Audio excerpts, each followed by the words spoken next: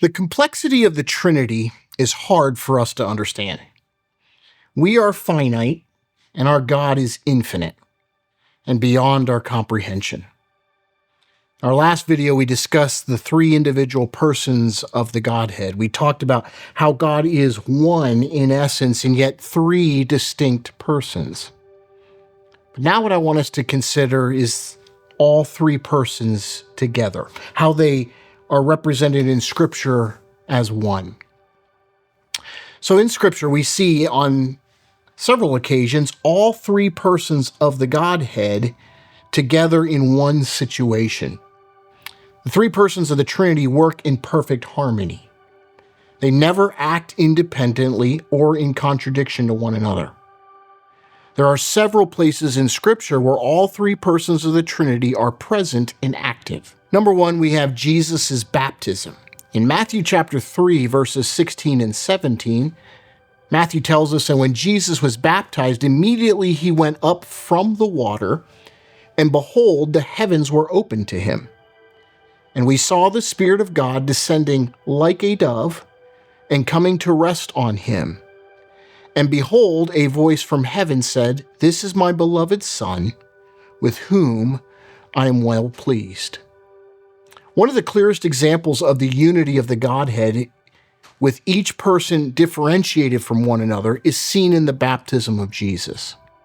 Now notice, in the story, Jesus obviously is in the water, and it says, as he's coming up out of the water. And so in other words, Jesus is stepping out of the river here, and so he is in the water, and then we see that the Spirit descends, notice this, like a dove. Now, I've seen a lot of pictures even from when I was a kid, and they would try to draw this concept, and the Holy Spirit was this bird flying around. That's not what was happening here. The Holy Spirit is not a bird. It says the Holy Spirit descends like a dove. In other words, he hovered over Jesus Christ. So you have Jesus in the water, you have the Spirit descending upon him, and then notice the Father speaks from heaven. All three persons are present and active in this one moment, yet they are distinct. Number two, we see another example of all three together in the Great Commission. In Matthew chapter 28, verses 19 and 20, the Great Commission, Matthew writes, as Jesus is leaving his apostles, he gives them this one final command: "Go therefore and make disciples." There's the command, make disciples of all nations. Notice this, baptizing them in the name of what? The Father, and of the Son, and of the Holy Spirit. The singular name emphasizes the unity of God, one, while the three persons, Father, Son, Holy Spirit, shows the triune nature of God. So in the Great Commission, we have, you baptize them in the name of God. What? Father, Son, Holy Spirit. There's another time in Scripture where we see all three persons of the Godhead, yet the singularity of them as well. And that's in Paul's benediction at the end of 2 Corinthians, and specifically in verses 13, or chapter 13, verse 14. And Paul says, "The grace of the Lord Jesus Christ, and the love of God, and the fellowship of the Holy Spirit be with you all." These verses highlight the distinct roles of each person, yet affirm their unity and equal divinity. So we've talked about this concept of the Trinity or triunity, this idea that we have one God. We don't believe in polytheism. We believe in one God, yet three distinct persons. And we've seen, even in the pages of Scripture, where all three persons are present at the same time, yet functioning as one God. As I started this series with you on the Trinity a couple of lessons ago, I talked about the difficulty of wrapping our minds around this concept. And so oftentimes people will bring some objections, or they will bring up some questions about well, what about Jesus? Or what about this dynamic? Or the Bible says this. And so I want to address a couple of them here as we finish this video. So some common difficulties with this doctrine, or this concept of the Trinity. One of them is the idea of the meaning of begotten. In passages of Scripture and throughout the Bible, you'll see at times, you'll talk about where Jesus is begotten. Okay, what do we do with that? Acts chapter 13, verse 33 says, "This he has fulfilled to us, their children, by raising Jesus. As also it is written in the second psalm, 'You are my son, today I have begotten you.'" Matthew 1, verse 20 also says, "But as he considered these things, behold, an angel of the Lord appeared to him in a dream, saying, 'Joseph, son of David, do not fear to take Mary as your wife, for that which is conceived in her is from the Holy Spirit.'"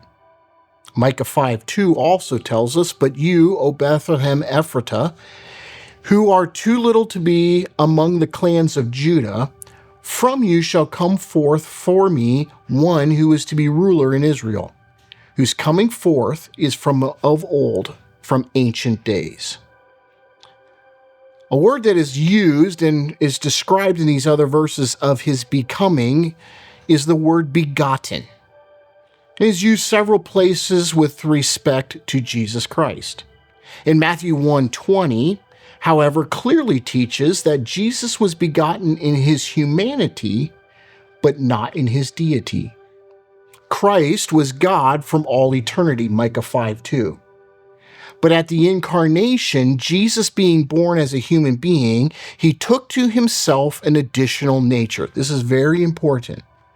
When we talk about the concept or that word begotten, we're talking about Jesus adding to himself humanity. He is not begotten or given birth to in his deity. He is eternal with the Father. But in reference to his humanity, he is begotten. In other words, Christ has added to himself an additional nature. So to summarize this, it is with reference to the humanity of Christ that the term begotten is used. It never refers to his deity. The word begotten does not imply creation or a beginning in time, but rather emphasizes Jesus' unique eternal relationship with the Father and adding to himself something different, humanity, in the incarnation that we see in Scripture. There's another concern or difficulty that is often raised regarding the idea of the Trinity, and that's the idea of the meaning of firstborn. We see that concept as well in Scripture, and so some people get tripped up or confused as what firstborn means. In Colossians 1, verse 18, it says, "And he is the head of the body, the church.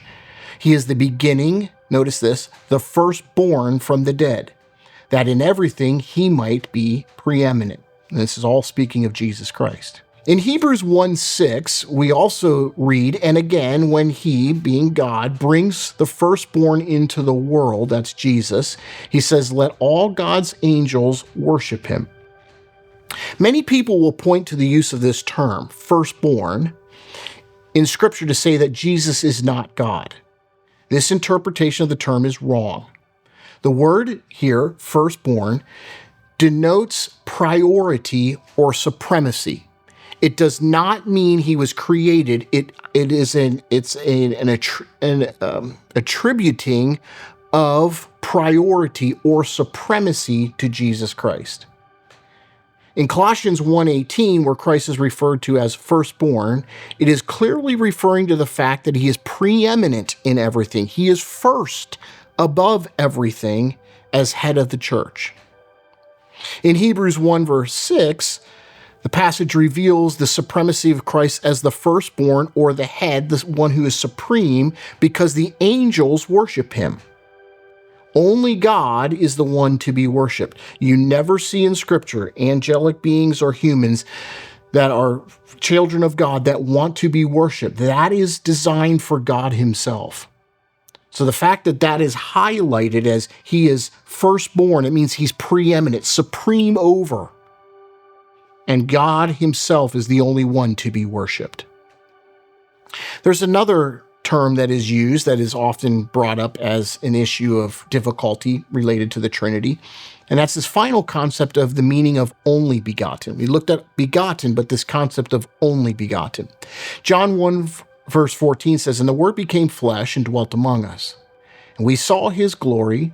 Glory as the only begotten," there's our phrase, "from the Father, full of grace and truth." John 3:16, probably the most famous verse of all of Scripture, says, "For God so loved the world that he gave," notice this, "his only begotten Son, that whoever believes in him should not perish, but have eternal life." John 3:18 also says, "He who believes in him is not judged. He who does not believe has been judged already, because he has not believed in the name of," here's our phrase, "only begotten Son of God." The term only begotten used in these references does not suggest a beginning point in time, but rather means that Jesus as the only begotten Son of God is unique. If I could say it this way, the only one of its kind, the only example in its category. Let me pause for a second and share this. We will discuss in a few videos from now the person and work of Jesus Christ.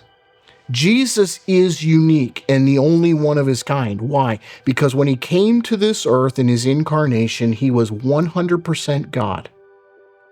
And the Bible teaches that he took to himself humanity. He was 100% man. Now, we're talking about the difficulty of getting our minds around the Trinity. That's another one that's difficult to get our minds around. How is Jesus 100% God, yet 100% man? How does Jesus know everything and yet need to learn everything? We'll talk about some of this in the next couple of weeks. But that's what that word describes, the only begotten. He's unique. He's the only one of his kind. There's never been a person on this planet like him, before or after. So that concept of only begotten is used to mark Jesus uniquely above all earthly and heavenly beings. Only begotten emphasizes his unique sonship and his divine origin. So to conclude, the triunity of our God is not a problem to be solved. It's a mystery to be adored. While human minds cannot fully grasp how God can be one and yet three distinct persons, the Scripture consistently reveal this truth. As believers, we worship the triune God, one God, in three distinct persons, Father, Son, and Holy Spirit.